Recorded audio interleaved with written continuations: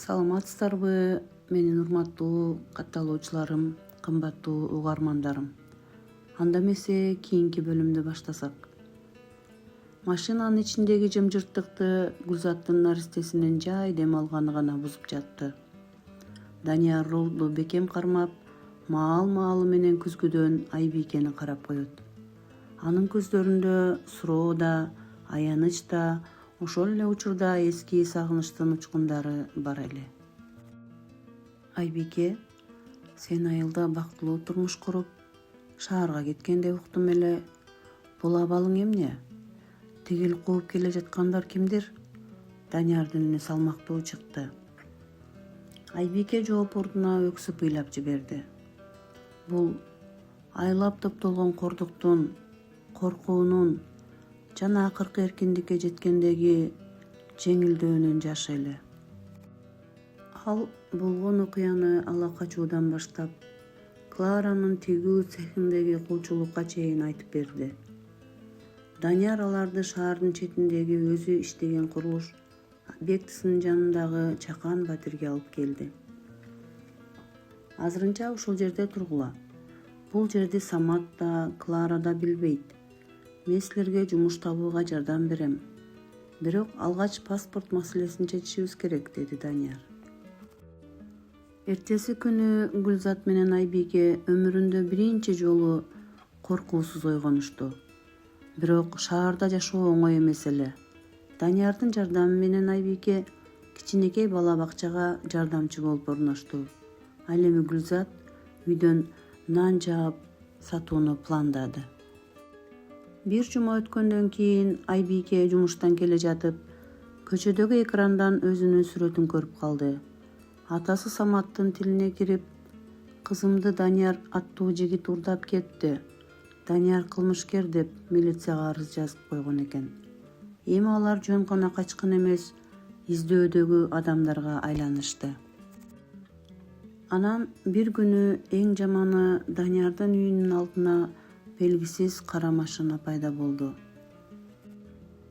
Даниярдын үйүнүн алдында токтоп турган кара машинанын ичинен Самат эмес, Айбикенин атасы Алымбек карыя түштү. Анын жүзүндөгү ачуулануу жана намыс азабы карлыктан да катуу карыткан экен. Ал кызынын ушул жерде экенин Саматтын шаардагы шпиондор аркылуу билген эле. Айбике терезеден атасын көрүп, жүрөгү токтоп кала жаздады. Ал Даниярдын башына бале үйгүсү келген жок. Данияр, сен кет, менин атам сени кылмышкер катары карматат. Мен өзүм чыгып сүйлөшөм, деди Айбике көзүнө жаш алып. Бирок Данияр аны колунан бекем кармады. Айбике, мен сени бир жолу жоготком. Экинчи жолу сени ал тозокко өз колум менен салып бербейм. Атаң менен өзүм сүйлөшөм. Данияр эшикке чыкканда Алымбек карыя ага атырылды. Менин кызымды кайтар, ууру. Сен биздин тукумду шерменде кылдың. Самат аны күтүп жатат. Ал анын мыйзамдуу күйөөсү. Ошол учурда Айбике чыдабай сыртка атып чыкты. Ал атасынын алдына тизелеп жыгылды. Ата, сиз мени Саматка берип жатып, аны мени иттей сабаганын билдиңиз беле? Мени цехке кулчулукка сатып жибергеничи? Сиздин намысыңыз менин өмүрүмдөн кымбатпы? Алымбек карыя туруп калды. Анын колундагы таягы титиреп жатты. Ал Саматтын мынчалык кабарарын билген эмес эле. Бирок Самат бул учурда жөн турбастан артынан милиция кызматкерлерине ээрчитип келип калды. Мына, ушул жигит менин аялымды урдап кеткен, деп кыйкырды Самат, Даниярды көрсөтүп. Милиция кызматкерлери Даниярдын колуна кишен салууга камданышты. Айбикенин алдында эки жол бар эле. Же Даниярды сактап калуу үчүн Самат менен кайра кетүү, же акырына чейин чындык үчүн күрөшүү. Ошол маалда Гүлзат колундагы видео жазууну алып чыкты. А Самат болсо жеңишке жетип жаткандай шылдыңдап күлүп, Даниярдын колуна кишен салынышын күтүп жатты. Бирок Гүлзат колундагы телефонун милиция кызматкерине сунду. Токтоткула, бул видеону көрүңүздөр. Бул адам Самат, бизди кандайча коркутуп, кулчулукка сатканынын далили ушул жерде. Гүлзаттын үнү бүтүндөй көчөгө жаңырды. Видеону койгондо Саматтын тигүү цехиндеги Клара менен сүйлөшкөнү, Айбикени акча үчүн кайра алып кетүүгө макулдашканы жана эгер качсаң өлтүрөм деп коркутканы так жазылган эле. Милиция кызматкерлеринин жүзү өзгөрө түштү. Алар кишенди Даниярга эмес, Саматтын колуна салышты. Эмне? Бул жалган, мени кое бергиле. Самат каршылык көрсөткөнү менен аны тез эле машинага салып кетишти.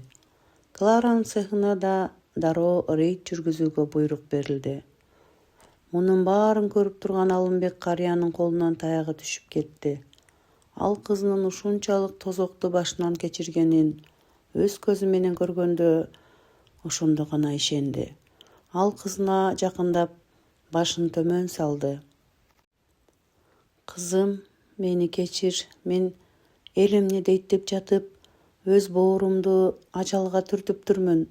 Намыс деп жүрүп, мээримди унутуптурмун, деп карыя биринчи жолу көзүнө жаш алды. Айбике атасын кучактап кечирди. Анткени ал атасынын каргышы менен эмес, батасы менен бактылуу болгусу келчү. Арадан 3 ай өттү. Самат жана Клара мыйзам алдында жазасын алышты. Гүлзат аялдардын укугун коргогон борбордун жардамы менен өзүнүн чакан нан бышыруучу жайын ачты. Ал эми Айбике Даниярдын колдоосу менен мугалимдик окуусун улантты. Бир күнү кечинде Данияр Айбикени шаардын бийик жерине алып чыгып, колун сурады. Бул ирет Айбикени эч ким мажбурлаган жок. Ал өз жүрөгүнүн үнү менен ооба деп жооп берди. Урматтуу менин кымбаттуу угуучуларым, Айбике менен Гүлзаттын оор тагдыры ушуну менен аяктады. Бул окуя бизге кандай гана кыйынчылык болбосун, чындык жана адилеттик баары бир жеңерин далилдеди. Эң башкысы жашоодо үмүт түзбөй, бири-бирибизге колдоо көрсөтүү экенин унутпайлы. Бул чыгарма сизге жакты деп ишенем. Эгер сизди да толкунданткан болсо, ой-пикириңизди комментарийге калтырыңыз. Кийинки жаңы кызыктуу тагдырлар тууралуу баяндарда жолугушканча.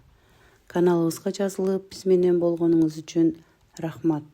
Кийинки чыгарылыштарда жолугушканча аманчылыкта туруңуздар.